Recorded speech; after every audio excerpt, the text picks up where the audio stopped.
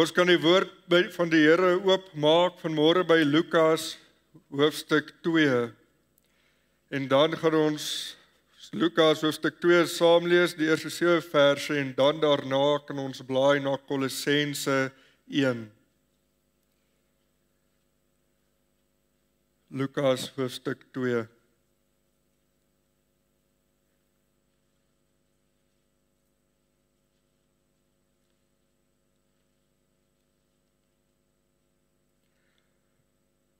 Ek hou vir julle voor. En in daardie dae het daar 'n bevel uitgegaan van die keiser Augustus dat die hele wêreld ingeskryf moes word. Hierdie eerste inskrywing het plaasgevind toe Cyrenius gouverneur van Syrië was. En almal het gegaan om ingeskryf te word, elkeen na sy eie stad. En Josef het ook opgegaan van Galilea uit die stad Nasaret na Judea, na die stad van Dawid, wat Bethlehem genoem word, omdat hy uit die huis en geslag van Dawid was, om hom te laat inskrywe saam met Maria, die vrou aan wie hy hom verloof het, wat swanger was. En terwyl hulle daar was, is die dae vervul dat sy moes baar. En sy het haar eersgebore seun gebaar en hom toegedraai in doeke en hom in die krib neergelê, omdat daar vir hulle geen plek in die herberg was nie. Dan blaai ons na Kolossense 1. Ek hou vir julle voor vanaf vers 1. Paulus, apostel van Jesus Christus, deur die wil van God en die broeder Timotheus, aan die heiliges en gelowige broeders in Christus wat in Kolosse is. Genade vir julle en vrede van God onse Vader en die Here Jesus Christus. Ons dank die God en Vader van ons Here Jesus Christus altyd as ons vir julle bid, omdat ons gehoor het van julle geloof in Christus Jesus en julle liefde tot al die heiliges, vanweë die hoop wat vir julle weggelê is in die hemele, waarvan julle vroeër gehoor het deur die woord van die waarheid van die evangelie, wat julle sowel as die hele wêreld bereik het, en dit dra vrug, net soos onder julle ook, van die dag af dat julle dit gehoor het, en die genade van God in julle waarheid leer ken het, soos julle ook geleer het van Epaphras, ons geliefde medediensknegt, wat 'n getroue dienaar van Christus vir julle is. wat ook julle liefde in die Gees aan ons te kenne gegee het. Daarom hou ons ook nie op nie, van die dag af dat ons dit gehoor het om vir julle te bid en te vra, dat julle vervul mag word met die kennis van sy wil, in alle wysheid en geestelike insig, sodat julle waardiglik voor die Here mag wandel om hom in alles te behaag, en julle in elke goeie werk vrug mag dra, en in die kennis van God mag groei, en met alle krag bekragtig word volgens die maag van sy heerlikheid, tot alle lydsaamheid en lankmoedigheid met blydskap. En die Vader mag dank wat ons bekwaam gemaak het om deel te hê aan die erfdeel van die heiliges in die lig.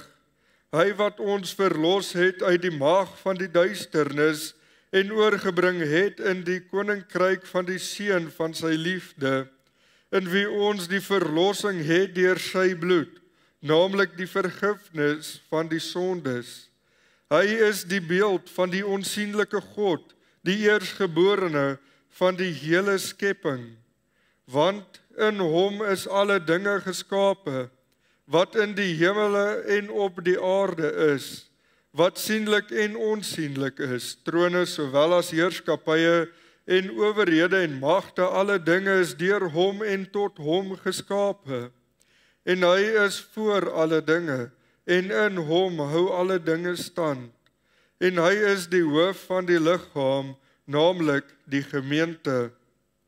Hy wat die begin is, die eerstgeborene uit die dode, sodat hy in alles die eerste kan wees.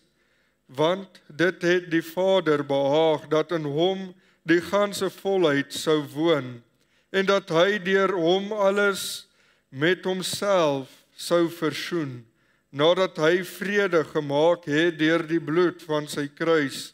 Ek sê deur hom die dinge op die aarde, sowel as die dinge in die hemele. Ook julle wat vroeër vervreemd was en vyandig gesind deur die bose werke, het hy nou versoen, in die liggaam van sy vlees deur die dood, om julle heilig en sonder gebrek en onberispelik voor hom te stel, as julle ten minste gegrond en vas bly in die geloof, en julle nie laat afbring van die hoop van die evangelie nie, wat julle gehoor het en wat verkondig is in die ganse mensdom onder die hemel, waarvan ek, Paulus, 'n dienaar geword het. Ons lees net so ver uit die onfeilbare woord van God. Kom ons sit net so aan, doen ons 'n gebed saam. Ons almagtige God en hemelse Vader, Here Jesus, Here, dankie dat ons weet dat alle lof, Here, U toekom. Here, ons moet U aanbid. Here, want ons is U kinders. Here, U het U Seun vir ons gestuur. Here, om mens te raak. Here, om ons sondes en krankhede op hom te neem. Here, om die loon te dra wat ons as mens verdien, as gevolg van die sondige natuur waarin ons onsself bevind. Here, dankie dat ons vandag U geboortedag ook so kan herdenk. Here, 'n dag waar ons kan stil raak. Here, net dankie sê vir dit wat U vir ons gedoen het. Here, U het U hemelse heerskappy verlaat vir 'n oomblik. Here, en die gestalte van 'n mens aangeneem. Here, U was vlekkeloos volmaak gewees, Here, en daarom kon U vir ons die offer bring vir ons sonde. Here, dankie dat ons so ook kan bid vir die kerk. Here, dankie vir elke persoon wat vandag opgestaan het. Here, om na U huis toe te kom, Here, om uit u woord uit te kom leer. Here, maar dankie dat ons ook so bid vir die mense wat so in die wêreld vasgevang is in die wêreldse idee van Kersfees. Here, wat die dag gedenk as gevolg van geskenke. Here, wat dankie dat ons kan stil word en weet dat U die grootste geskenk is wat ooit aan ons as mens gegee is. Here, dankie dat ons ook so die siekes aan U kan opdra, Here, op hierdie dag. Here, want ons weet U het ook ons krankhede op U geneem. Here, maar ek vra dat U ook asseblief U genesing oor hulle liggame sal bring. Here, want U is die God wat genees. Here, en dan wil ons ook iets so bid vir oom Cassie Klaas en sy gesin en sy familie, vriende. Here, ek vra dat U hulle ook sal bystaan in die tyd. Here, dit is die feestyd en ons weet dit is 'n tyd waar mense gelukkig is en saam met die familie tyd saam spandeer. Here, maar ek vra dat U ook asseblief daai gaping wat die oom en oom in die harte gelos het, Here, dat U dit sal vul met U liefde. Ons bid in Jesus se kosbare naam. Amen. Ek wil julle aandag vestig op die teks van oordenking, Lukas 2 vers 6 tot 7, en terwyl hulle daar was, is die dag vervul dat sy moes baar, en sy het haar eersgebore seun gebaar, en hom toegedraai in doeke, en hom in die krib neergelê, omdat daar vir hulle geen plek in die herberg was nie. En dan wil ek met julle praat onder die tema, ons koning in die krib. In die evangelies het God dit so bewerk dat die geboorte van Jesus Christus onder die leiding van die Heilige Gees opgeskryf is vir ons. Dit was God se plan om vir die mense verlosser te stuur, iemand om die sondes en die krankhede van die mens op hom te neem. Jesus was na sy geboorte in 'n krib neergelê in 'n stal, omdat daar geen plek was in 'n herberg nie. Heel moontlik omdat al die herberge vol sou wees, omdat almal ingeskryf moes word. Maar Jesus is gebore, hy het mens geword, hy is die grootste geskenk wat ons as mens ooit kon ontvang. Soos die engele aan die herders getuig het, die saligmaker is gebore en hy is Christus, die Here, soos ons lees in Lukas 2 vers 11. En so het die geboorte van Jesus vandag nog uitwerking op elkeen van ons se lewe. Jesus is vandag nog die seun van God. Hy is vandag nog die saligmaker en hy is vandag nog steeds die Christus.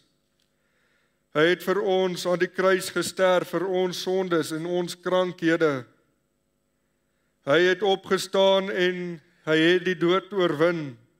Maar hoeveel sit nie net met die gedagte van Jesus in die krib nie? Ja, dit is waaroor Kersfees gaan. Dit is om die geboorte van Jesus te herdenk. Maar ons as mens moet nie net by die punt stil staan nie. Vir baie het Kerstyd net 'n tyd van geskenke geword, terwyl hulle vergeet van die ware geskenk wat aan ons gegee is. Vir baie is Jesus net nog 'n babietjie in 'n krib, sonder die besef dat dit ons koning in die krib was. Dit moet vir die mense realiteit word om te besef dat Jesus ons koning is. Hy is die bewerker van ons verlossing. Hy is die beeld van God, hy is die skepper, hy is die hoof van die gemeente. En dit bring ons vandag by Kolossense 1, waar Paulus skryf oor Jesus, dit wie hy waarlik is. Hy is 'n babietjie in die krib, maar hy is nog soveel meer. En ons moet dit besef vanmôre. Baie valse leraars wil die belangrikheid van Jesus eenkant toe skuif. Baie wil sy godheid verwerp. Maar dit is nie so nie. Dit is nie wat die woord vir ons leer nie. En ons gaan vanmôre na hierdie punte kyk wat ons ook so in Kolossense 1 kry. Hy is ons verlosser. Kolossense 1 vers 13 tot 14 sê hy wat ons verlos het uit die mag van die duisternis en oorgebring het in die koninkryk van die seun van sy liefde, in wie ons die verlossing het deur sy bloed, naamlik die vergifnis van die sondes. Jesus Christus is die een wat ons verlos. Deur sy bloed het daar verlossing vir almal gekom. Dit is deur Jesus wat die mens van die duisternis na die koninkryk van God toe oorgebring kan word. Hy is die middelaar tussen God en mens. Deur sy liefde het hy dit moontlik gemaak om ons te verlos van ons sondes. Die mens se grootste probleem van die sondeval is sonde en sondaar kort 'n redder. En die twee verse skep 'n duidelike prentjie vir ons as mens wie die verlosser is, wie ons nodig het.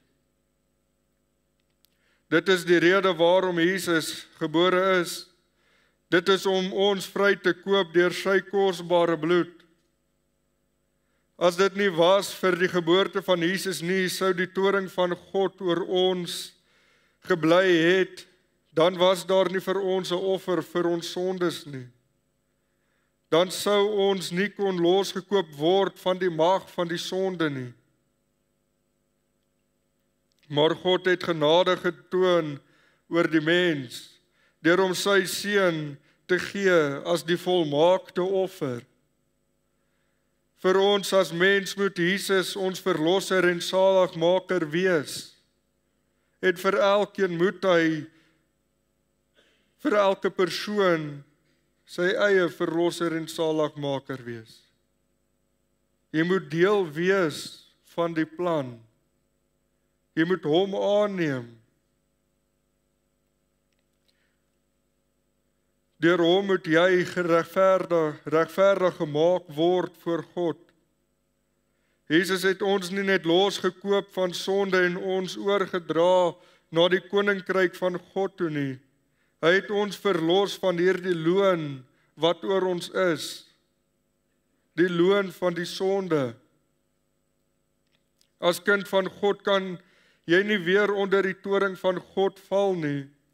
Maar dit is ook nie vir die kind van God 'n kaartjie om sonde vry te doen soos jy wil nie. Maar om God te verheerlik in jou lewe. Want deur dit het God aan ons genade bewys om ons los te koop. Om losgekoop te wees van hierdie sonde. Romeine 6 vers 1 sê, wat sal ons dan sê? Sal ons in die sonde bly, dat dit die genade meer kan word? Die kind van God kan nie aanhou om in die sonde te leef nie. Die Here het ons losgekoop, hy het ons Vader geword, hy het ons verlos om hom te loof en te prys. As jy verlos is deur die bloed van Jesus, kan jy nie aanhou om in hierdie sonde te leef nie. Jesus is die enigste verlosser wat ons het as mens. Daar is geen ander verlosser nie.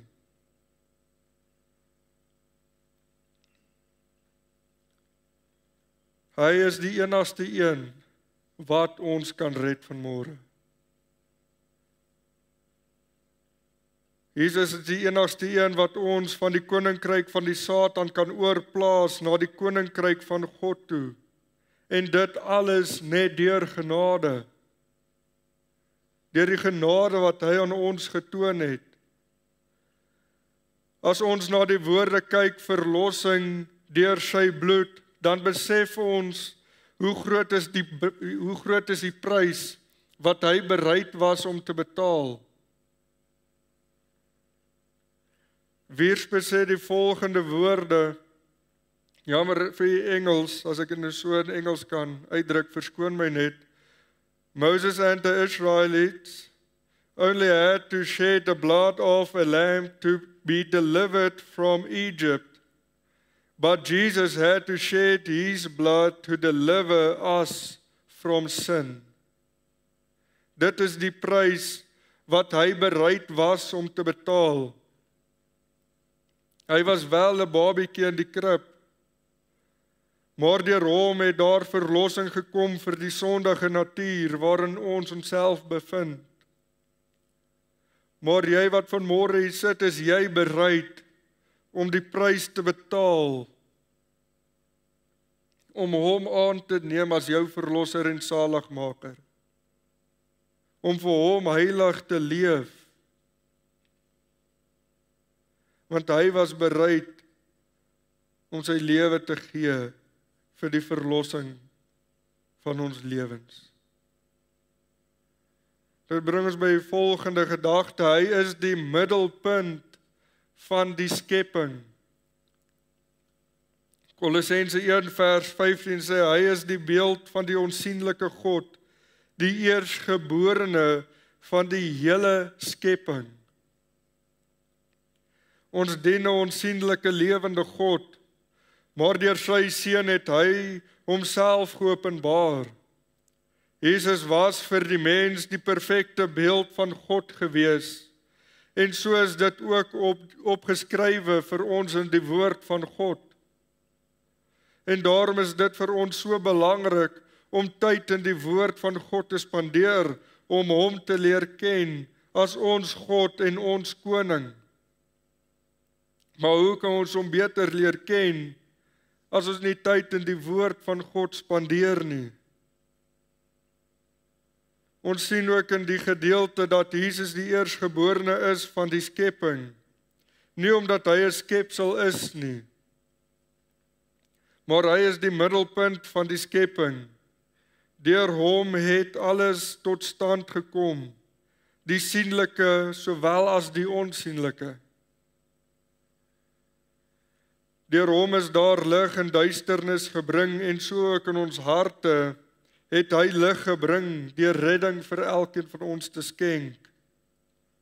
Alles het deur Jesus ontstaan, soos wat ons lees in Johannes 1 vers 3, alle dinge het deur hom ontstaan, en sonder hom het nie een ding ontstaan wat ontstaan het nie. Dit wys ons ook dat die Seun van God die skepper is en nie 'n skepsel is nie. Dit sluit alles in, alles wat op aarde is en alles wat in die hemele is, dit het hy geskape. Die sienlike en die onsienlike is alles onder die bevel van Jesus Christus. Dan besef ons waarom die winde en die golwe hom gehoorsaam het toe die disippels staan en hom verwonder op die see. Soos ons lees in Matteus 8 vers 23 tot 27, toe Jesus die storm stil maak. Ons dien 'n lewende en ware God. Deur hom en tot hom is alle dinge geskape. Vir hom is alles geskape, trone sowel as heerskappye en owerhede en magte. Hy besit die krag in hierdie skepping. Hy is die krag wat die skepping in stand hou. Hy het die skepping goed gemaak, soos ons dit sien in Genesis 1 vers 25, maar as gevolg van die sondeval is die natuur ook getref daardeur. Want die bokkie kyk om en soek waar is die leeu. Die hele natuurlike lewe leef in vrees en wag om verlos te word. En dit is die werking van die sondeval. Daar staan in Romeine 8 vers 19 tot 22, want die skepping wag met reikhalsende verlange op die openbaarmaking van die kinders van God.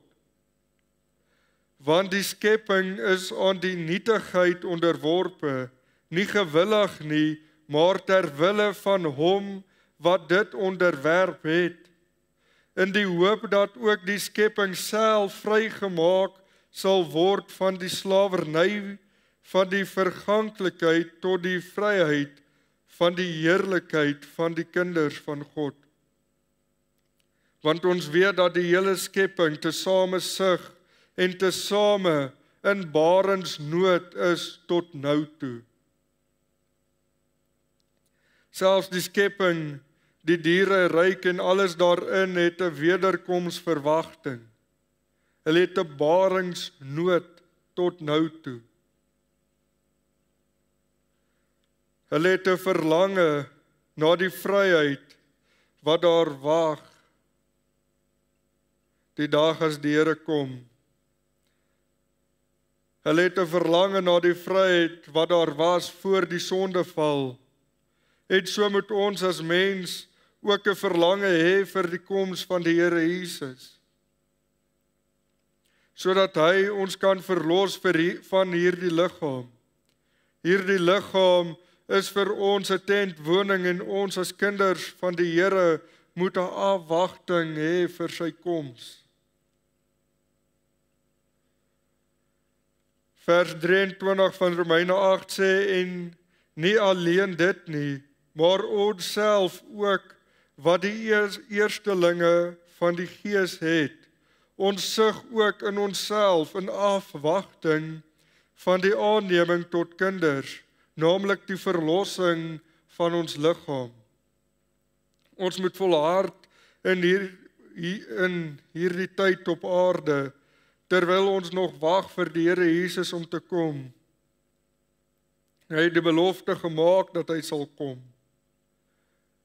Maar hy gaan verlossing bring vir die skepping en vir elkeen van ons.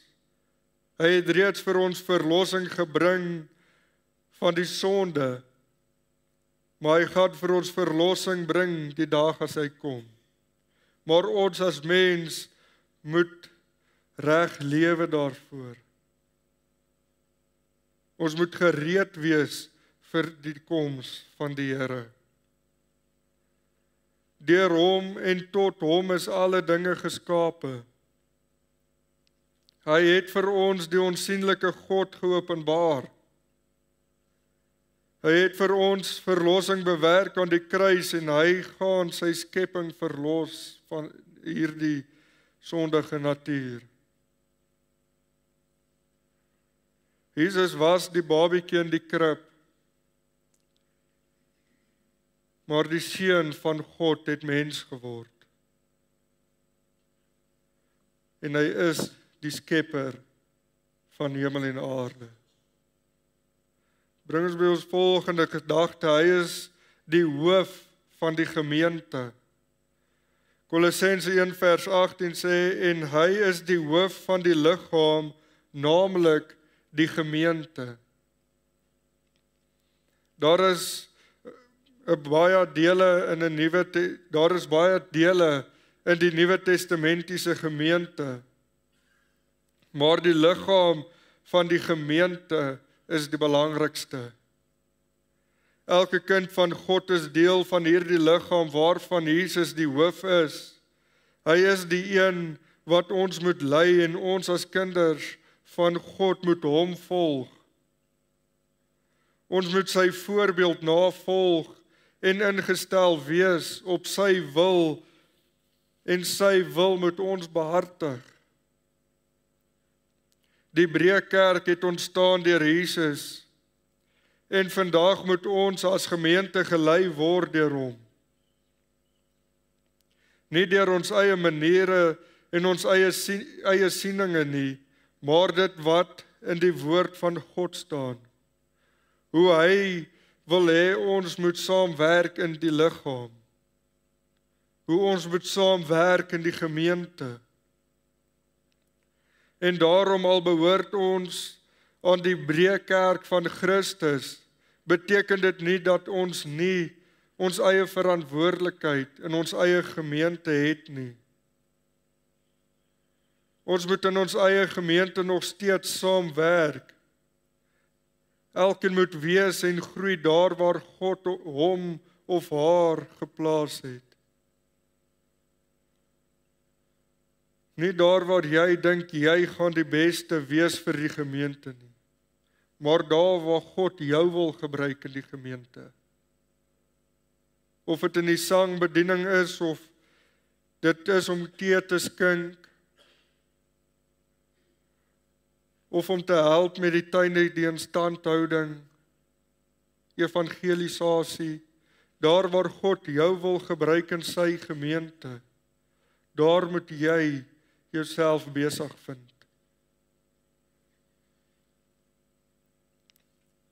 Ons as kinders van God het 'n verantwoordelikheid in die liggaam van Christus. Soos ons weet het God ons rein gewas deur sy kosbare bloed. Ons moet heilig leef vir hom afgesonder van die wêreld, sodat ons nie bevlek word deur die sondes wat in die wêreld rondloop nie. 1 Korintiërs 6 vers 15 sê, weet julle nie dat julle liggame lede van Christus is nie? Sal ek dan die lede van Christus neem en dit lede van 'n hoer maak? Nee, stellig nie. Ons kan nie die liggaam skade aandoen nie. Nie die liggaam van Christus nie en ook nie ons eie liggame nie. Want ons vorm deel van die liggaam van Christus. Daarom moet ons daagliks groei in die geloof en groei om meer en meer te word soos Jesus. Ons kan nie die werk van Jesus wil oorvat as die hoof van die liggaam nie. Maar ons kan meer heilig leef in die liggaam van God. Waarvoor stel gelowiges hulle liggame nie soms as werktuie nie? Is dit tot uitbreiding van die koninkryk van God, of is dit om sondes toe te laat in die liggaam, wat net die liggaam besmet en verswak? 1 Korintiërs 6 vers 19 sê, of weet julle nie dat julle liggaam 'n tempel is van die Heilige Gees wat in julle is, wat julle van God het, en dat julle nie aan julself behoort nie. Ons behoort nie aan onsself nie. As jy 'n kind van God is en jy is wedergebore en jy getuig daarvan, behoort jy nie aan jouself nie. Die persoon wat verlore is, kan miskien dink hy behoort aan homself. En hy leef vir homself. Maar ons as kinders van God moet vir hom leef. Ons liggame is gestel as 'n tempel van die Heilige Gees. Ons lewe moet deur hom gelei word, sodat ons nie in sonde kan val en skade aan die liggaam van Christus kan doen nie. Die gedeelte in 1 Korintiërs 6 handel oor hoerery wat skade doen aan die liggaam, want dit is 'n sonde wat teen jou eie liggaam gedoen word. Soos ons lees in vers 18 van 1 Korintiërs 6. Dalk sit jy vandag hier met hierdie sonde, maar hoeveel sit nie vandag in die liggaam van Christus met ander sondes nie? Is dit dalk nie vyandskap, twis, jaloersheid, jaloersheid op ander kinders van die Here nie, op ander lede van Christus nie. Is dit nie dalk toornigheid, naaiwer, tweedrag, en die lys gaan net aan? Wat se sondes is daar nie dalk vandag in kinders van die Here se hart wat skade bring aan hierdie liggaam nie? Sondes waarvan mens nie verlos wil word nie. Maar daar moet ag gegee word. Want ons moet saam werk in hierdie liggaam waarvan Christus die hoof is. Ons moet daarop ingestel wees om die liggaam van Christus rein en heilig te hou, en ons moet in ons eie gemeente saam werk om die liggaam van Christus goed te laat funksioneer. Ons moet saam werk in vrede. Jesus wat in die krib was as babietjie, moet vir ons 'n werklikheid word as hoof van die gemeente. En ons moet deur hom gelei word. Ons moet sy wil navolg om hom te verheerlik. Ons liggame behoort nie aan onsself nie. Ons liggame behoort aan die liggaam van Christus. En deur hom moet ons gelei word daar waar hy ons wil gebruik. Ek sluit af, Jesus het mens geword. Hy is gebore uit die maagd Maria. Hy was die babietjie in die krib gewees. Maar hy moet nie net vir ons die babietjie in die krib bly nie. Vir meeste van die wêreld is Jesus nog die babietjie in die krib. Sonder dat die rede vir die koms van Jesus, die rede vir die menswording, 'n realiteit word in hulle lewe. Want hoeveel weet dat Jesus gebore is? Hulle herdenk Kersfees. Maar hulle het hom nog nie aanvaar as hulle verlosser en saligmaker nie. Hulle het hom nog nie aanvaar as die gekruisigde Jesus nie. Die een wat verlossing vir hulle bewerk het.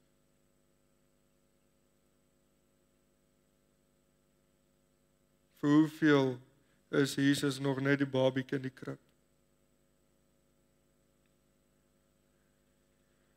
Vir ons is hy die koning.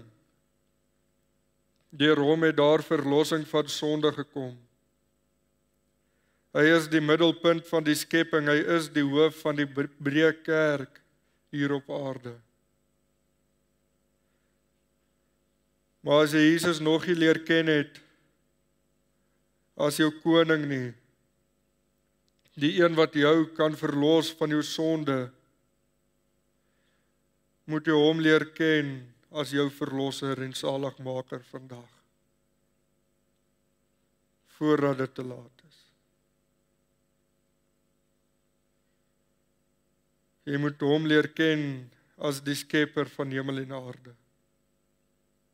En jy moet hom aanvaar as die hoof van die liggaam en jou liggaam stel as 'n lewende, welgevallige offer aan hom.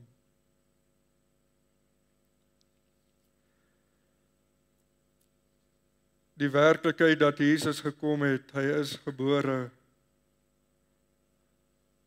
Hy het mens geword.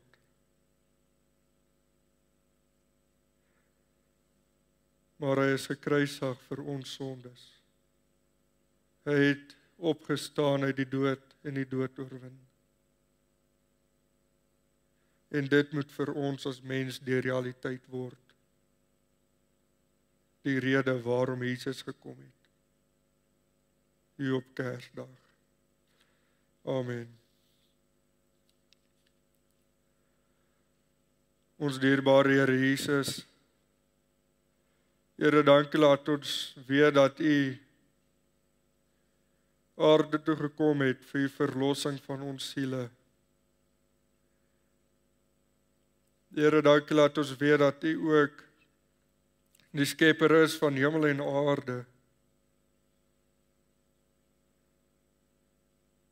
Here, en dankie dat ons ook kan weet dat die winde, die golwe, Here, dit is alles onder U heerskappy. Here, U is ook die hoof van die gemeente. Here, en soos ons as kinders van die Here, ledemate van U liggaam.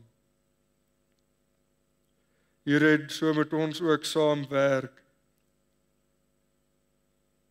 Here, as 'n liggaam saam. Here, tot uitbreiding van U koninkryk. Here, dankie dat ons ook kan weet dat U weer gaan terugkom. Here, en ons ook so kom verlos. Here, van hierdie liggaam, Here, hierdie tentwoning, waar ons as kind van God onsself bevind. Here, maar ek vra dat U ons elkeen sal lei, om gereed te lewe, vir die dag wat U gaan kom. Ons bid in Jesus naam. Amen.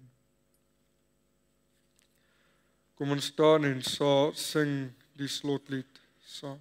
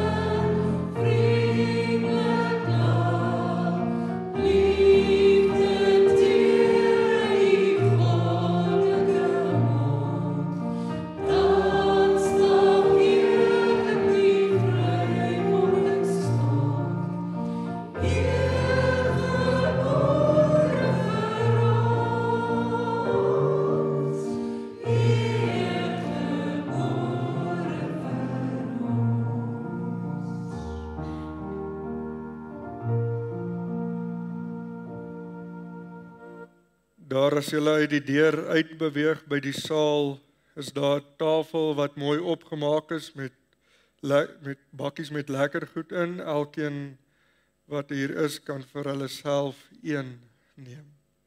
Dankie. Kom ons bid nou om die seën van die Here.